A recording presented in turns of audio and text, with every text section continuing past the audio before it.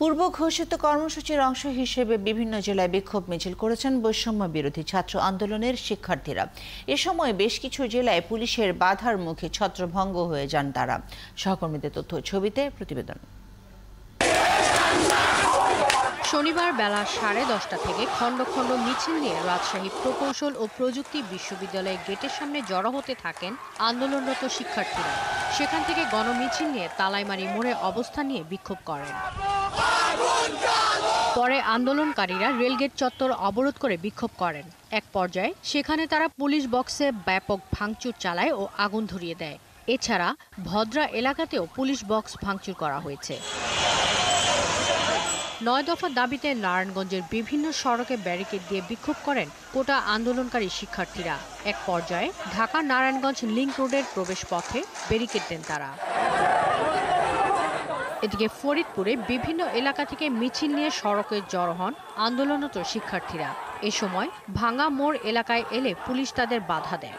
এক পর্যায়ে দুই পক্ষের সংঘর্ষ বাধে। এ সময় শিক্ষার্থীরা ইট পাটকেল ছুড়লে পুলিশও টিয়ারশেল ছোড়ে। এতে শিক্ষার্থীরা ছত্রভঙ্গ হয়ে যায়। সাভারে ও জাহাঙ্গীরনগর বিশ্ববিদ্যালয়ের শিক্ষার্থীরা বিক্ষোভ মিছিল করেছে। পরে তারা ঢাকা আরিচা মহাসড়কে অবস্থান নেন। সিরাজগঞ্জের উল্লাপাড়া বিজ্ঞান কলেজ মোড় থেকে মিছিল বের করেন আন্দোলনরত শিক্ষার্থীরা। তারা বিভিন্ন সড়ক ঘুরে শ্রীকোলার মোড়ে এসে বগুড়া নগরবাড়ির মহাসড়কে অবস্থান নেন। পরে স্থানীয় প্রশাসনের অনুরোধে তারা মহাসড়ক থেকে সরে যায়। বরিশালের নতুল্লাবাদে মহাসড়কে অবস্থান নেন বৈষম্য বিরোধী ছাত্র আন্দোলনের কর্মীরা। এতে বরিশাল ঢাকা ও বরিশাল কুয়াকাটা সড়কে যান চলাচল বন্ধ হয়ে যায়। এছাড়া 9 দফা দাবির প্রতি সমর্থন জানিয়ে শেরেবাংলা মেডিকেল কলেজের ছাত্র ও চিকিৎসকদের একটি দল বিক্ষোভ মিছিল বের করে নগরীর আমতলার মোড়ে অবস্থান নেন। এদিকে শিক্ষার্থীদের নিরাপত্তা ও স্কুল বিশ্ববিদ্যালয় খুলে দেওয়ার দাবিতে সিলেটের কেন্দ্রীয় শহীদ মিনারে মানববন্ধন করেছেন অভিভাবক সমাজ। এতে অংশ নেন জেলার বিভিন্ন বিশ্ববিদ্যালয়ের শিক্ষকরা। দেশের বিভিন্ন বিশ্ববিদ্যালয়ের শিক্ষার্থীদের ওপর হামলার নিন্দা জানান তারা। আমি আমার বাচ্চাদের নিরাপত্তা চাই, আমি আমার স্টুডেন্টদের নিরাপত্তা চাই। তো এই রাষ্ট্রের সুরক্ষা দেওয়ার কথা ছিল, নিরাপত্তা দেওয়ার কথা ছিল, এই রাষ্ট্র ব্যর্থ হয়েছে। এত কষ্ট করে স্বাধীনতা নিয়ে আসছে মানুষ, কিন্তু কই স্বাধীনতা। ময়মনসিংহে বিক্ষোভ সমাবেশ ও মিছিল করে শিক্ষার্থীরা। পরে তারা টাউন হল মোড় থেকে বের হয়ে নগরীর প্রধান সড়ক ঘুরে ও বিভিন্ন স্লোগান দেন। শাকিলা শম্পা, ৭১। দর্শক, রাজশাহী মহানগরীর এখনকার পরিস্থিতি জানাতে সেখান থেকে যুক্ত হচ্ছেন আমাদের সহকর্মী রাশিদুল হক রুশো। রুশো, পূর্ব ঘোষিত কর্মসূচি অনুযায়ী ছাত্ররা বিক্ষোভ করছে এবং সেখানে পুলিশও হাত দিয়েছে। এই মুহূর্তে রাজশাহীর সার্বিক পরিস্থিতি কেমন দেখতে পাচ্ছেন?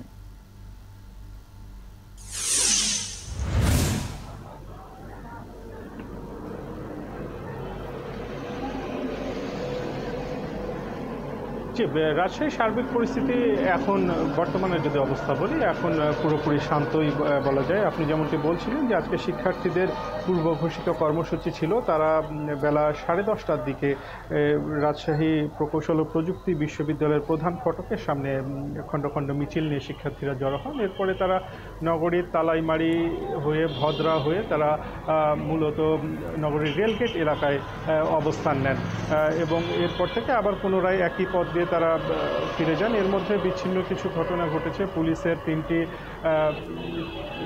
পুলিশ বক্সে ভাঙচুর এবং অগ্নিসংযোগের ঘটনা ঘটেছে। একজন পুলিশ সদস্য আহত হয়েছেন।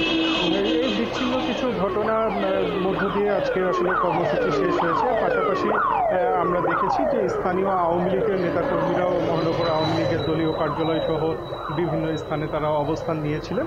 তবে দুই পক্ষের কোনো সংঘাত নেই, পুলিশের সাথেও কোনো সংঘাত নেই। সব মিলে এখন যদি বর্তমানের অবস্থা বলি যে শিক্ষার্থীরা তাদের আন্দোলন শেষ করে, আজকে রাজশাহীতে প্রচণ্ড বৃষ্টি হয়েছে, বৃষ্টি উপেক্ষা করে কিন্তু তারা আন্দোলন করে বর্তমানে তারা তাদের যার যার গন্তব্যে আসলে ফিরেছেন। পরিস্থিতি এখন স্বাভাবিক হয়েছে। আপনাকে অসংখ্য ধন্যবাদ আমাদের সঙ্গে যুক্ত হবার জন্য।